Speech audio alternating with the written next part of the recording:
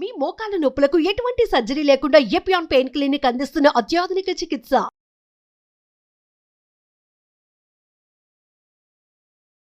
Welcome to Suman TV. ప్రస్తుతం మనతో పాటు ఉన్నారు డాక్టర్ ఏ మాలతి శ్యామల గారు, ప్రకృతి వైద్య నిపుణులు, nature cure hospital, Balkampet, Hyderabad. వారితో మాట్లాడదాం. మేడం నమస్తే. మేడం, నిద్రలేమి సమస్యతో చాలా మంది సతమతమవుతున్నారు.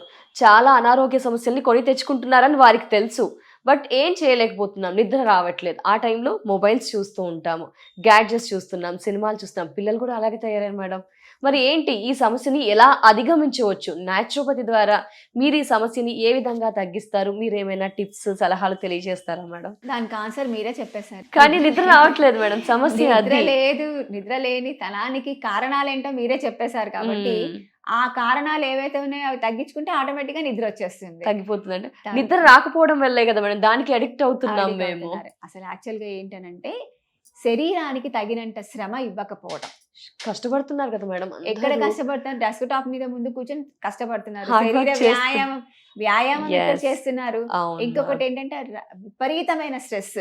ఈ టార్గెట్ నేను కంప్లీట్ చేయాలి, ఈ రోజు నాకు ఇది టార్గెట్ అయిపోవాలి కాబట్టి నిద్ర వస్తున్నా కూడా ఆపుకొని ఆ టార్గెట్ ని కంప్లీట్ చేస్తున్నారు. ఒక ప్రణాళిక అనేటటువంటిది లేదు, దేనిలో ఒక టైం టేబుల్ లేదు. దీని తర్వాత ఇది చేద్దాము అనేటటువంటిది, రేపు చూద్దాంలే, రేపు చేసుకుందాంలే, అలా ఆలోచన చేసుకుంటూ వెళ్ళిపోయి అంతా ఒకటేసారి చెయ్యాలి అనేటటువంటిది క్లబ్ చేసుకొని ఆరోగ్యం, నిద్ర లేని సమస్య వస్తుంది. ఎందుకంటే రేపు పొద్దున నేను ఈ టార్గెట్ కంప్లీట్ చేయాలంటే ఈ రోజు రాత్రంతా కూర్చొని చేయాలి, కనీసం ఒక వారం రోజులు. అది కంటిన్యూస్ గా ఏమైపోతూ ఉంటుంది అని అంటే అదే శరీరానికి అలవాటు అయిపోతూ ఉంటుంది. ఆ టైం లోపల నిద్ర రాకుండా అయిపోతుంది. ఫస్ట్ ఆఫ్ ఆల్ ఇదొక స్ట్రెస్, ఇదొక సమస్య వస్తుంది. ఇంకా కొన్ని నర్వ్స్ డిజార్డర్స్ వల్ల కూడా సమస్య అనేటటువంటిది చాలా వరకు ఉంటుందన్నమాట. కొంతమందికి ఏజ్ పెరుగుతూ ఉన్నా కూడా నిద్ర రాకపోవడం ఉంటుంది. చాలా మందికి ఏజ్ తోటి కూడా నిద్ర సమస్య అనేది ఉంటుంది. అంటే రాత్రిపూట వాళ్ళు తక్కువ నిద్ర పోతూ ఉంటారు, పొద్దున పూట, మధ్యాహ్నం పూట పడుకుంటూ ఉంటారు కొంతమంది. సో అలా వాళ్ళకి సమస్య ఉంటుంది, ఏజ్ తో కూడా ఈ నిద్ర లేని సమస్య. కానీ యంగ్ వాళ్ళకి ఏంటి అనేసి అంటే మెయిన్ గా వాళ్ళ ఈ అడిక్షన్స్. ఫస్ట్ వాళ్ళు ఇదొక ఆల్కహాల్ కన్నా పెద్ద అడిక్షన్ ఏమైపోయింది అని అంటే సెల్ ఫోన్ చూడడం.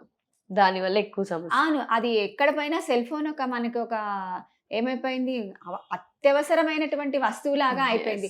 ఒక్క నిమిషం సెల్ ఫోన్ చూడకపోతే, వాట్సాప్ చూడకపోతే, మెసేజ్ చూడకపోతే నిద్ర పట్టడం కాదు, ఏమైపోతుందా అనేటటువంటి ఒక భయం ఏర్పడిపోయింది అనమాట. ఆ భయంతో ఏమైపోతుంది, కంటిన్యూస్ గా అదే చూడాలని అనుకుంటూ ఉంటారు. దాంతో నిద్రలేని సమస్య, ఈ సమస్య కాదు, నిద్రలేని సమస్య కాదు, రకరకాల సమస్యలన్నీ కూడా దాంతోనే వస్తున్నాయి అన్నమాట. మెయిన్ గా రాత్రిపూట ఎక్కువ టైం కాలక్షేపం అంతా దాంతోనే చేస్తున్నారు. 10 గంటలకు పడుకొని 4-5 గంటలకల్లా లేచారనుకోండి, అది ఎంత ఏమంటారు దానికి, మంచి స్లీప్, గుడ్ స్లీప్. దాంతో ఏమవుతుంది అని అంటే నిద్ర లేనితనం వలన ఒబేసిటీ వస్తుంది. ఫస్ట్ ఆఫ్ ఆల్ మీరు అన్నట్టు ఒబేసిటీ వస్తుంది. దాని తర్వాత అనేకమైనటువంటి స్త్రీల లోపల ఆరోగ్య సమస్యలు వస్తున్నాయి.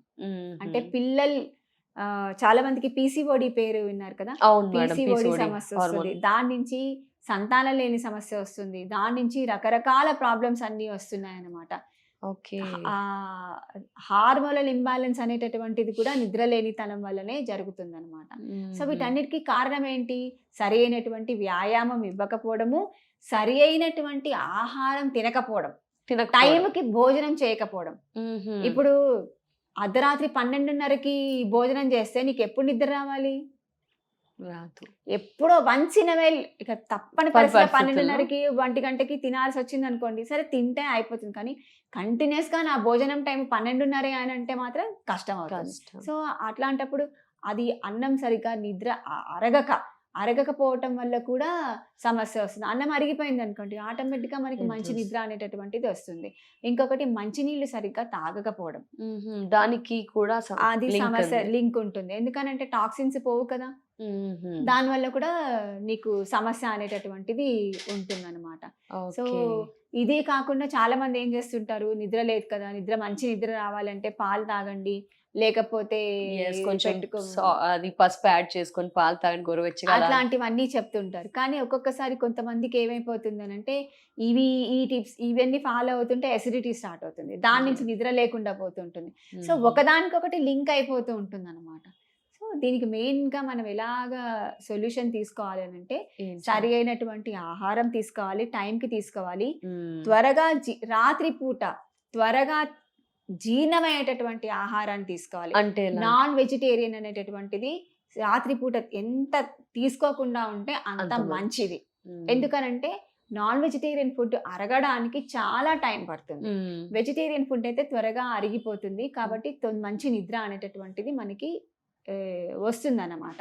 సో ఇంకొకటి ఏంటి అంటే మంచినీళ్ళు తక్కువగా తాగడము, ఇంకొకటి స్ట్రెస్ చేయడం. అంటే స్ట్రెస్ లేనటువంటి వాళ్ళు ఎవరు, అందరూ స్ట్రెస్ ఉన్నటువంటి వాళ్ళే. బట్ కాకపోతే ఏంటంటే దాన్ని మనం ఒక ప్రణాళిక కింద మనం తగ్గించుకోవాలి, దాన్ని మనం చేసుకోవాలి, ఓవర్కమ్ చేయాలి.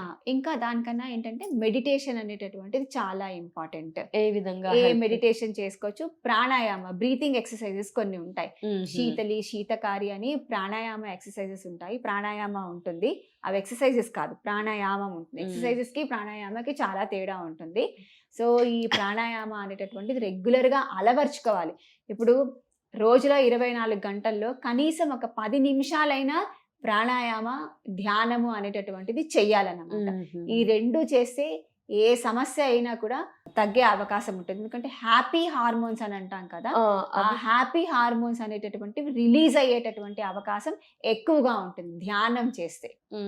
ప్రాణాయామ చేయటం వల్ల కూడా శరీరం అంతా చల్లబడుతుంది. ప్లస్ ఇంకొక అంటే చల్లగా అంటే మెటబాలిక్ యాక్టివిటీ అనేటటువంటి సమతుల్యం అవుతుంది అన్నమాట. సో బీపీ ఉన్నటువంటి వాళ్ళకి బీపీ కంట్రోల్ అవుతుంది, స్ట్రెస్ ఉన్న వాళ్ళకి స్ట్రెస్ కంట్రోల్ అవుతుంది, థైరాయిడ్ సమస్య ఉన్న వాళ్ళకి అది కంట్రోల్ అవుతుంది. అలా ఈ ప్రాణాయామ చేయటం వల్ల మనకి లాభాలు ఉంటాయి. ఇన్ని నిమిషాలు, ఎగ్జాక్ట్ ఎన్ని నిమిషాలు చదవాలి? ఏజ్ బట్టి డిఫరెన్స్ ఉంటుందా? మేల్స్ ఫీమేల్స్ ఎవరైనా? అందరూ చేయవచ్చు, వాళ్ళ యొక్క దీన్ని బట్టి చేసుకోవచ్చు. దానికి అలా ఏమీ ఉండదు, ఏజ్ని బట్టి దానికి అట్లా ఏం డిఫరెన్స్ ఏమి ఉండదు. ఎవరైనా కూడా పురుషులు 10 to 20 అలా ఏమీ ఉండదు. ఆడవాళ్ళకి మగవాళ్ళకి అనేది అందరికీ ఒకటే రకంగా చూసుకోవాలి.